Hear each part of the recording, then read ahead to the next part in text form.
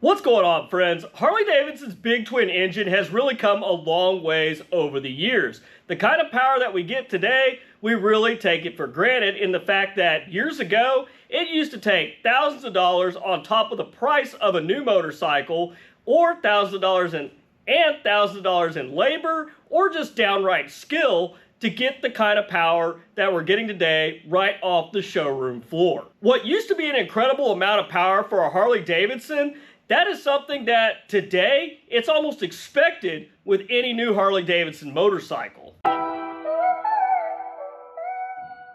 Looking back, 100 horsepower used to be almost unfathomable with a Harley-Davidson engine, especially with an Evo. The twin cam era definitely made 100 horsepower way more possible, and it could also be done without as much work as required to do that with an Evolution engine.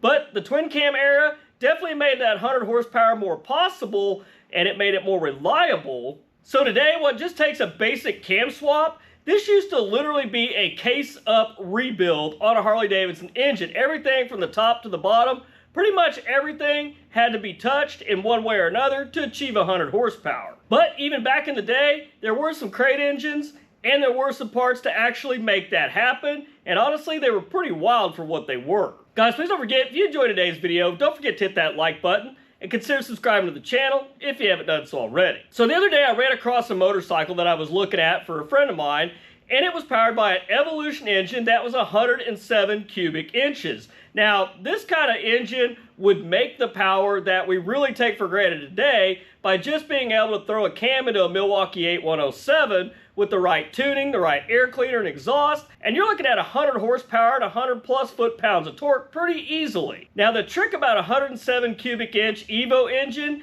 is the fact that there's pretty much not anything Harley-Davidson left in that motor. In fact, it's not even really a Harley-Davidson motor at all. You just can't bore Evo cases out to the point where you could make 107 cubic inches because you're basically not leaving enough meat on those cases to prevent a catastrophic failure, which it will happen more than likely. So yes, an Evolution engine can hit 100 horsepower and 100 foot-pounds of torque, but it's literally the amount of work, time, and money that it would take to get it there, and even then, it's probably not going to be super reliable. Now, my advice to the potential buyer was don't do it, and I'll let you know a little bit more about why later on in the video. In 2007, S&S came out with a 107 cubic inch Evolution engine that was really designed for heavy touring motorcycles where down in the low to mid range. You didn't want all your peak horsepower wide open throttle way up on top, and this is a great motor because this engine was designed more for the street and much less the strip where you'd want power at wide open throttle only. Now, starting with a set of S&S cases,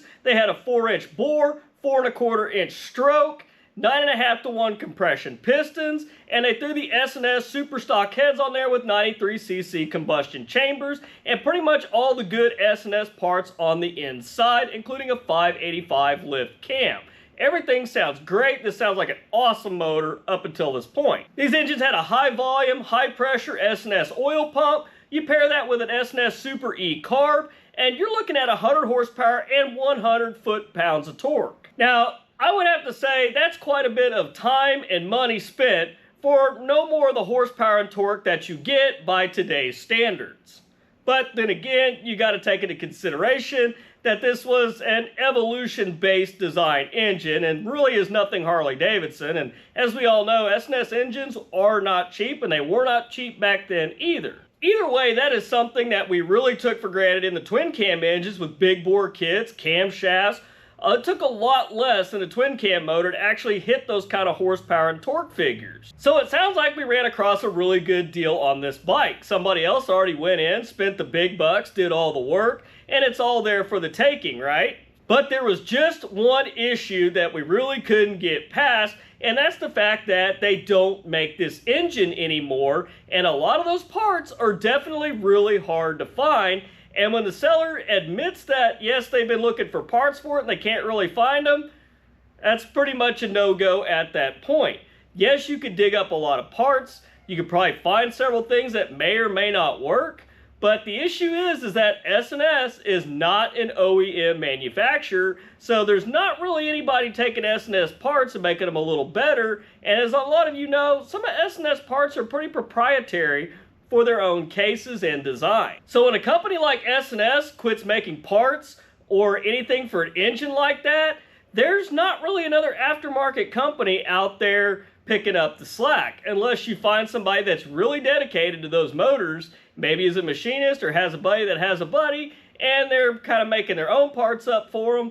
That's really kind of sketchy too, and it's not guaranteed that that's even out there. This is why I had to say it's probably not a good idea to buy this bike, as awesome as it was, and it was kind of definitely hard to pass up, but the idea of not being able to get parts or anything for it, that pretty much kills the whole deal. Now, that's not to say you couldn't do the footwork and find it. The right person out there will come along, and they may have spare parts and things like that they could swap into it, because the bike did need work as well, and we really didn't know the extent of what needed to be done to it. Engine turned over at least, but that's not really going to tell you the whole story. So just ordering the parts that you need out of a catalog or off the internet, that's not really going to be possible with that kind of engine. So sometimes if you find a good deal on a nice motorcycle that's got a hot rod engine in it, depending on what era it comes from, you're really going to want to do a little more digging and find out if there are actually even parts still available for that. And I'm not talking just a few parts,